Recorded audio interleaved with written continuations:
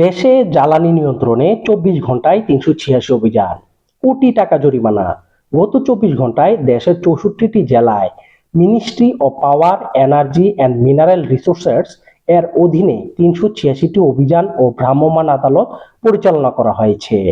এসব অভিযানে মোট ২১৪টি মামলা দায়ের করা হয় এবং মোট ৯,৬২,৫০০ টাকা জরিমানা আদায় করা হয়েছে।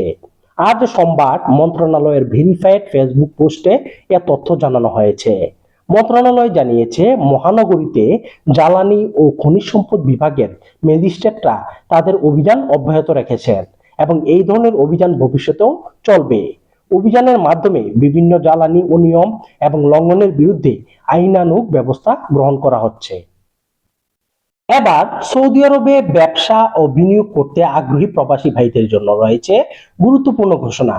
যারা সৌদি আরবে ইনভেস্টর লাইসেন্স, কমার্শিয়াল লাইসেন্স ও ইন্টারন্যাশনাল লাইসেন্স নিতে চান, তারা অতি দ্রুত আমাদের রিয়াদ অফিসে যোগাযোগ করুন 0530759397 এই নম্বরে। সঠিক ও নির্ভরযোগ্য আপডেট পেতে আমাদের ফেসবুক, ইউটিউব, ইনস্টাগ্রাম ও টিকটক অ্যাকাউন্টে যুক্ত থাকুন। সাথে থাকুন সবার আগে সঠিক খবরের সাথে। ধন্যবাদ।